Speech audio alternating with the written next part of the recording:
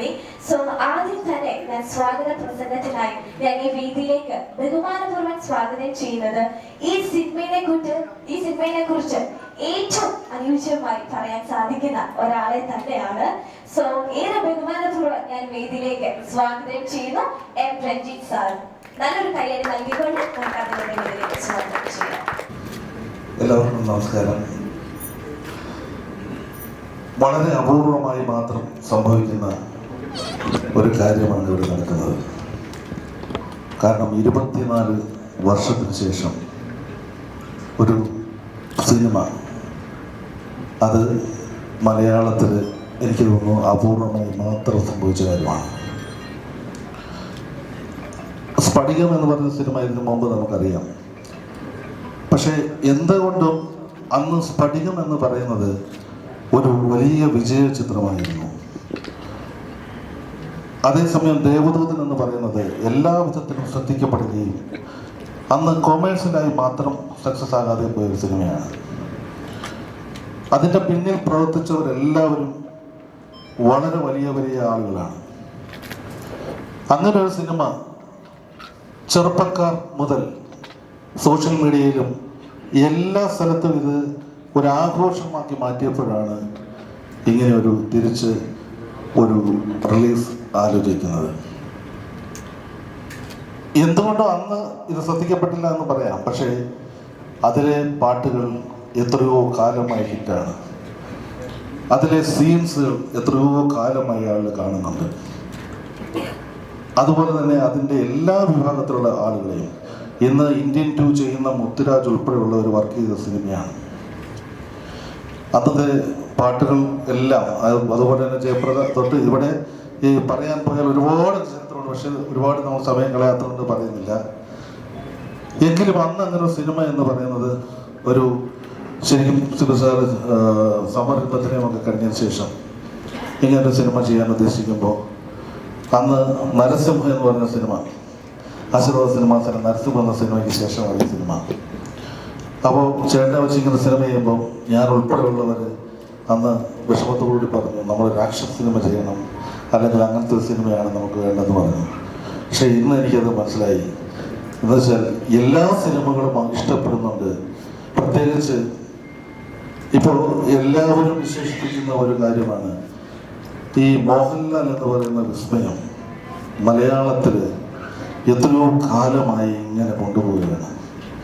എല്ലാവരെയും സന്തോഷിപ്പിച്ചുകൊണ്ടും കരയിപ്പിച്ചുകൊണ്ടും എത്രയോ. ഇപ്പോൾ ഞാൻ കഴിഞ്ഞ ദിവസം കണ്ടു കിരീടത്തിൻ്റെ 37 വർഷം 35 വർഷം 85 കൂടം തേടി എന്ന സിനിമയുമായി അദ്ദേഹം ഈ രംഗത്തേക്ക് വരുന്നു. ഈ നമുക്കെല്ലാവർക്കും അറിയാം, എറണാകുളം നഗരത്തിൽ മൈമോൺ റേഡിയോ തിയേറ്ററും അതുപോലെ തന്നെ കൊച്ചി കോൺഗ്രസ് തിയേറ്ററും ഒക്കെ ഉണ്ടായിരുന്ന അദ്ദേഹം ഒരു കലാകാരനായതുകൊണ്ട് മാത്രമാണ് സിനിമയിലേക്ക് വന്നത്. എന്നും എല്ലാ സിനിമകളോടും ഇഷ്ടവും എല്ലാ സിനിമകളും തിയേറ്ററിൽ കാണുകയും ഒരു തിയേറ്റർ നടത്തിപ്പുകാരൻ ഉൾപ്പെടെ അതിനുപരി അദ്ദേഹം എപ്പോഴും സിനിമയോട് സ്നേഹമുള്ള ആളായിരുന്നു. ഞാൻ എൻ്റെ സിനിമ 91 മുഖചിത്രം സിനിമ സിയാദക്കട തിയേറ്ററിലാണ് റിലീസ് ചെയ്യുന്നത്. അപ്പോൾ എന്താ തന്നെ അന്ന് ഞാനൊരു കൊച്ചു പയ്യനായിരിക്കുമ്പോഴും എന്നെ വിളിച്ച് സന്തോഷമായിട്ട് പറയുന്നത് നല്ല സിനിമയാണ്, നന്നായിട്ടുണ്ട്, ഇതിവിടെ 50 ദിവസം എന്തായാലും ഓടും എന്ന് പറയുന്ന അന്ന് അങ്ങനെ ഒരു തിയേറ്റർ നടത്തിക്കൊണ്ടിരുന്ന ഒരാളാണ്. ആ സമയത്ത് കൂടം തേടി എന്ന് പറയുന്ന സിനിമ, അന്ന് നമുക്ക് കൂടം തേടി എന്ന് പറയുന്ന സിനിമകൾ ഉപ്പോൾ ബാബുവാണ് ഡയറക്റ്റ് ചെയ്തത്. ആ സിനിമയിൽ വർക്ക് ചെയ്തിരിക്കുന്നത് PC ശ്രീറാം എന്ന ക്യാമറമാനാണ്. പലർക്കും അറിയില്ലാത്ത കാര്യമാണ്. PC ശ്രീറാമിനെയൊക്കെ ആദ്യം ഇൻട്രൊഡ്യൂസ് ചെയ്ത പടമാണ്. അപ്പോൾ അതിൽ വാചാല മെൻമൗനം, ആ പാട്ട് എന്നും എല്ലാവരും പാടുന്നുണ്ട്, ഏത് ഗാനമേളകളിലുമുണ്ട്. അപ്പോൾ എല്ലാ തരത്തിലും ശ്രദ്ധിക്കപ്പെടുന്ന സിനിമകളാണ് ചെയ്തിട്ടുള്ളത്. അതിനുശേഷം ഇങ്ങോട്ടുള്ള സന്മനസ്സുകൾ, സമാധാനം, കമ്പഴൽ കാവടി തൊട്ടുള്ള സമ്മർദ്ദങ്ങൾ, എനിക്ക് പറഞ്ഞാൽ തീരാത്തത്രയോ സിനിമകൾ ചെയ്തിട്ടുണ്ട്. സിയാദക്കയുടെ ഒരു സിനിമകളിലെ പാട്ടുകൾ മാത്രം നമ്മൾ എന്ന് തുടങ്ങിയാൽ നാളെ തീരുള്ളൂ, അത്രയും ഹിറ്റ് പാട്ടുകളുണ്ട്. അപ്പോൾ അത്രയ്ക്കും സിനിമയോട് ഇഷ്ടമുള്ള ഒരാൾ ചെയ്തൊരു സിനിമയാണ് ദേവദൂതൻ. സിയാദ് കോക്കർ എന്ന് പറയുന്ന ഒരു വലിയ നിർമ്മാതാവ് ഇങ്ങനെയൊരു ഈ കാര്യം രണ്ടാമത് ഇതുപോലെ റീലോഞ്ച് ചെയ്ത് ഇങ്ങനെ ഒരു കാര്യം ചെയ്തതിന് ഒരു വലിയ ഒരു മഹത്തായ കാര്യമാണ്. അതിന് വേണ്ട എല്ലാ സഹായം ചെയ്തുകൊണ്ട് ലാലേട്ടനും കൂടെ ഉണ്ട്, സിബി സാറ്, ബാക്കിയുള്ള എല്ലാവരും ഇതിൻ്റെ കൂടെ ഉണ്ട്. അപ്പോൾ ഇങ്ങനെ ഒരു കാര്യം ചെയ്ത ഞാൻ സ്വാഗതം പറയേണ്ടതുകൊണ്ട് പറയാണ്, ഇങ്ങനെ ഒരു വലിയ കാര്യം ചെയ്യുന്ന ശ്രീ സിയാസ് കോക്കറിന് ആദ്യമായി ഞാൻ സ്വാഗതം ആശംസിക്കുന്നു. അത് കഴിഞ്ഞാൽ ഈ സിനിമയുടെ ലാലേട്ടന് സ്വാഗതം കുറച്ചുകൂടെ കഴിഞ്ഞ് പറയാമെന്ന് വെച്ചാൽ, കാരണം എല്ലാവരെയും പറഞ്ഞതിന് ശേഷം കുറിച്ച് പറയാം. അതിനെക്കുറിച്ച് പറയുമ്പോൾ സിബി സാറിനെ സംബന്ധിച്ചിടത്തോളം നമ്മളെ അത്ഭുതപ്പെടുത്തിയ എത്രയോ സിനിമകൾ. ഇന്നലെ ഞങ്ങൾ തമ്മിൽ കണ്ടുമുട്ടിയപ്പോഴും ഭരതം എന്ന് പറഞ്ഞ സിനിമ ഉണ്ടായതിൻ്റെ കഥയെക്കുറിച്ച് പറഞ്ഞു.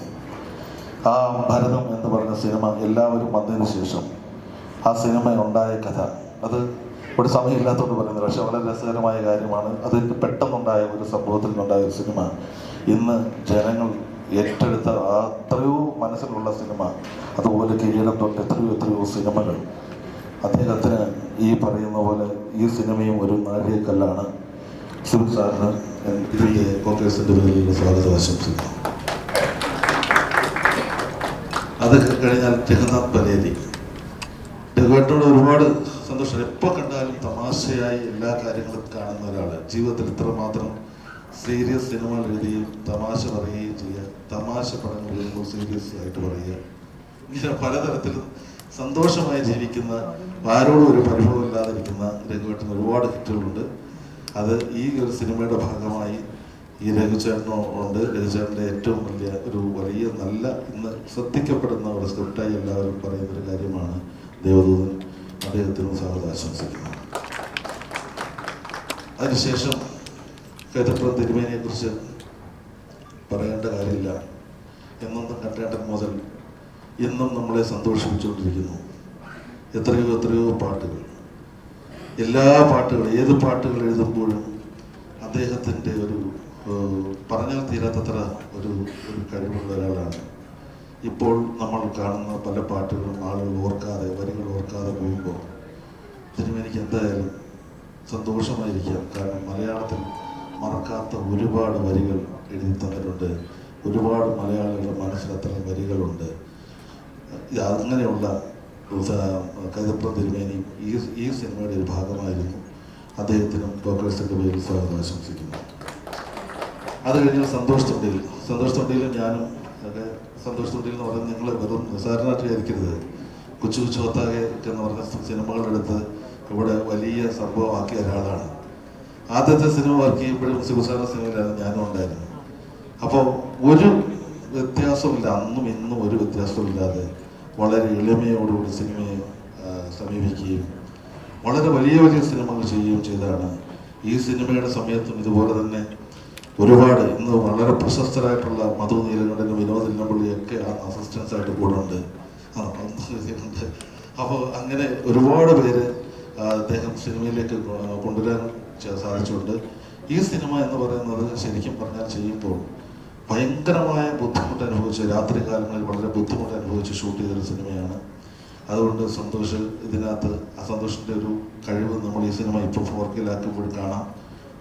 അന്ന് ഫിലിമിൽ ഇതുപോലത്തെ റീഡിംഗ് പരിപാടികളൊന്നും ഇല്ലാത്ത സമയത്തും വളരെ ഗംഭീരമായ വിഷ്വൽ കൊണ്ട് ആളുകളെ വിസ്മയിപ്പിച്ചതാണ്. സന്തോഷ് തൊണ്ടിയിൽ ഞാൻ സ്വാഗതം ആശംസിക്കുന്നു. പിന്നീടുള്ളത് വിനീതിനെ കുറിച്ച് എനിക്ക് പറയാനൊരു കാര്യമുണ്ട്. വിനീത് സിനിമയുടെ പല ഇന്റർവ്യൂകളും പറഞ്ഞിട്ടുണ്ട്, പട്ടി ഓടിച്ചിട്ട് കടിച്ച കാര്യം. പക്ഷെ ഇത് ഞങ്ങളൊക്കെ ഇത് നേരിട്ട് കണ്ട കാര്യമാണ്. കാര്യം എന്താ വെച്ചാൽ അതിൽ ഒരു കുഴിയിലേക്ക് പട്ടി ഓടിച്ചിട്ട് കൊണ്ടുവരുന്നു, അതിലേക്ക് ചാടുകയും അങ്ങനെ ചെയ്യുന്ന, കടിച്ചു പൊട്ടി വീഴുകയൊക്കെ ചെയ്യുന്നത് ഷൂട്ട് ചെയ്യാൻ പോകുമ്പോൾ ആദ്യം പറഞ്ഞോട്ടെ സാർ, ആദ്യം ഞങ്ങൾ കുറേ പട്ടികൾ വേണം. അപ്പോൾ അങ്ങനെ ഊട്ടിയിലുള്ള കുറേ പട്ടികളെ സെലക്ട് ചെയ്തു. അങ്ങനെ ഊട്ടിയിൽ ഭയങ്കര ഗംഭീര പട്ടികളാണ്. ആ പട്ടികൾ വന്ന് ഭയങ്കരമായിട്ട് വന്നു. ആദ്യത്തെ ദിവസം പഴനി മറ്റേ ഫൈറ്റ് മാസ്റ്റർ വന്നു. സംഭവം നടക്കുന്നില്ല, കാരണം ഈ പട്ടി ഒരു കാരണവശാൽ ഓടിക്കുന്നില്ല. അപ്പോൾ പഴനി എന്ത് ചെയ്തെന്ന് വെച്ചാൽ വിനീതിൻ്റെ കാലിലും വയലിലും ഒക്കെ കമ്പി കെട്ടിയിട്ടിട്ട് പട്ടിയുടെ കഴുത്തിലും കെട്ടി, ഓടുമ്പോൾ കൂടെ വന്നോളൂ എന്ന് പറഞ്ഞു. അങ്ങനെ ഓടുന്നില്ല, അപ്പോഴും ഇതൊന്നും സിക്കാകുന്നില്ല. അപ്പോൾ ഉടനെ നമ്മൾ മദ്രാസിൽ നിന്ന് പട്ടിയെ കൊണ്ടുവന്നു. മദ്രാസിലെ പട്ടി ഒട്ടും കറക്റ്റ് ആകുന്നില്ല. പകലിങ്ങ് പഴനി പറഞ്ഞ ഒരു പണിയുണ്ട്, രാത്രി കിടന്നിട്ട് ഉറക്കമൊന്നുമില്ല. പഴനി പറഞ്ഞൊരു പണിയുണ്ട്, നാളെ പട്ടി ഓടുമെന്ന് പറഞ്ഞു. ഈ വിനീതന്റെ കാലിൽ ബീഫ് വെച്ച് കെട്ടി ആ പട്ടികളുടെ മുമ്പിൽ വെച്ച് കെട്ടി. പിന്നെ പട്ടിയെ തുറന്നിട്ട് ഇവിടെ ആയിരിക്കും. ഓടിച്ചിട്ട് വിനീതനെ ഇട്ട് കടിച്ച് ഹോസ്പിറ്റലിൽ കൊണ്ടുപോയി. വിനീത് അറിയാതെ കുഴിയെ ചാടിയോണ്ട് ഇന്ന് ഇവിടെ ഇരിപ്പുണ്ട്. അങ്ങനെ അത് യാഥാർത്ഥ്യമാണ്. ആ കുഴിയിൽ ഓടിച്ചിരുന്നത്. അപ്പോൾ അങ്ങനെയുള്ള സംഭവങ്ങൾ ഉണ്ടായിട്ട് ഒരുപാട് യാതനകൾ അനുഭവിച്ച ഒരാളാണ് ഈ സിനിമയുടെ പേരിൽ സ്വാഗതം ചെയ്തു. ഇവിടെ വേറെ നമ്മുടെ ഇരിപ്പുണ്ട് ഭൂമിയേട്ടൻ. ഭൂമിയേട്ടൻ ഈ സിനിമ എഡിറ്റ് ചെയ്യുമ്പോൾ ഞാൻ ഭൂമിയേട്ടനെ കുറിച്ച് പറഞ്ഞാൽ താളത്തെക്കുറിച്ച് ഇപ്പോൾ പല എഡിറ്റേഴ്സിനും ക്ലാസിക്കൽ സംഗീതത്തെക്കുറിച്ചൊന്നുമില്ല. നിങ്ങൾ കണ്ടിട്ടുള്ള ക്രിസ്ത്യനത്തുള്ളിയും കമലതുള്ളും ഭരതവും അങ്ങനെയുള്ള സിനിമകളും ക്ലാസിക്കൽ പാട്ടുകളും ഒക്കെ ചെയ്യുമ്പോൾ അതിൻ്റെ താളത്തിനനുസരിച്ച് വേണം അതിൻ്റെ എഡിറ്റ് എന്ന് പറയുന്നത്. ഇത്രമാത്രം താളബോധം ക്ലാസിക്കൽ സംഗീതം അറിയാവുന്ന ഒരാളാണ് ഭൂമിയേട്ടൻ. ഇതിൽ ഒരു ശരിക്കും പറഞ്ഞാൽ എന്തൊരു മഹാനുഭാവം എഡിറ്റ് ചെയ്തിട്ടുണ്ട്. അതിപ്പോഴും നിങ്ങൾ കണ്ടു തോന്നുമ്പോൾ അറിയാം. അതിൽ എവിടെയാണ് ചെല്ലോ വേണം, അല്ലെങ്കിൽ എവിടെയാണ് വയലിൻ, എവിടെയാണ് വേണ്ടെന്ന് അത്ര കൃത്യമായിട്ട് അറിയാവുന്ന ഒരു എഡിറ്റർ. അത്തരം ഒരു എഡിറ്റർ മലയാളത്തിൽ ഉണ്ടാകാൻ സാധ്യതയില്ല. അദ്ദേഹത്തെ സ്വാഗതം ചെയ്യുന്നു. പിന്നീട് ശരത്തുണ്ട്. ശരത്ത് അതിൻ്റെ ഒരു വലിയ ഭാഗമായിരുന്നു. ശരത്തും സിനിമയിൽ നല്ല വേഷമാണ് ചെയ്തത്. ശരത്തിനെ ഈ സിനിമയിലേക്ക് സ്വാഗതം ചെയ്യുന്നു. ഇനി എനിക്ക് പറയാനുള്ളത് മോഹൻലാൽ എന്ന് പറയുന്ന ഒരാളെ കുറിച്ചാണ്. ലാലേട്ടനെ കുറിച്ച് പറയുമ്പോൾ എല്ലാവർക്കും ഇഷ്ടംപോലെ കാര്യങ്ങൾ പറയും. കാരണം ഇത്രമാത്രം കഷ്ടപ്പെടുന്ന എൻ്റെ അനുഭവത്തിലാണ്. ഇപ്പം എൻ്റെ ഒരു സിനിമ കഴിഞ്ഞിട്ട് രാത്രിയിലും പകലും ഇല്ലാതെ ഷൂട്ട് ചെയ്തിട്ട് രാവിലെ 5 മണി വരെ മഴ നനഞ്ഞു നിന്ന് ഷൂട്ട് ചെയ്യുന്ന, ഒരു പരാതിയില്ല, പരിഭവമില്ല, ഒന്നുമില്ല, ഒരു കാരവാനിലിരിക്കത്തില്ല, ഒരു നമ്മുടെ കൂടെ ചേർല സൈഡിലിരുന്ന് ഇങ്ങനെ ചെയ്യുന്ന ഒരാൾ. 47 വർഷമായി ചേട്ടൻ സിനിമയിൽ തുടങ്ങിയിട്ടെന്ന് ചേർത്തിരുന്ന ഓട്ടം വെച്ച് പറയും. ഈ 47 കൊല്ലവും മലയാളികളുടെ അല്ലെങ്കിൽ നമ്മുടെയൊക്കെ ഒരു സ്വകാര്യ അഹങ്കാരമായി കാണുന്ന ചേട്ടന് ഈ സിനിമയുടെ സമയത്തും എനിക്ക് പറയാതിരിക്കാൻ കഴിയില്ല. ഊട്ടിയിലെ അതിഗംഭീരമായ തണുപ്പ്, രാത്രി ആണ് മുഴുവൻ ഷൂട്ടിങ്. നിങ്ങൾ സിനിമ കാണും പറയും നൈറ്റാണ് ഷൂട്ട് മൊത്തം. പകലേ അവിടെ നിൽക്കാൻ പറ്റില്ല. അതിഭീകരമായ കൊടും തണുപ്പത്താണ്. അതിൻ്റെ കൂടെ അവിടെ അന്ന് മഴയും എല്ലാം ഉണ്ട്. ഇത് മുഴുവൻ സഹിച്ചുകൊണ്ട് ഇതിൻ്റെ കൂടെ എല്ലാ ദിവസവും രാത്രി കാലങ്ങളിൽ പകലൊന്നുമില്ലാതെ രാവിലെയൊക്കെ ചേട്ടൻ്റെ ഷൂട്ടിങ് കഴിഞ്ഞിട്ട് ഇന്ന് മറക്കാത്ത കാര്യമാണ്. ചേട്ടൻ്റെ ഊട്ടി കോളേജ് ഷൂട്ട് ചെയ്യുമ്പോൾ അന്ന് 2:30 ആയപ്പോൾ ചേട്ടൻ്റെ ഷൂട്ടിങ് കഴിയുന്നു. പക്ഷേ ഞങ്ങൾക്ക് 4 മണിയുള്ള സിൽസാറൊക്കെ എല്ലാവരും പറഞ്ഞ് 4 മണിയാവുന്നു. ചേട്ടൻ പോയില്ല. ഇത്രയും പേര് നിങ്ങൾ ഇവിടെ കഷ്ടപ്പെട്ടുകൊണ്ടിരിക്കും പോകുന്നില്ല, ഞാൻ നമുക്ക് ഒരുമിച്ച് പോകാം, തീർത്തിട്ട് പോകാമെന്ന് പറഞ്ഞ് നിൽക്കുന്ന ഇങ്ങനെയുള്ള മലയാള സിനിമയ്ക്ക് തീർച്ചയായിട്ടും അഭിമാനിക്കാം. മലയാളത്തിൽ കുറച്ച് നാളുകൂടെ നമ്മൾ രക്ഷപ്പെട്ടു പോകും.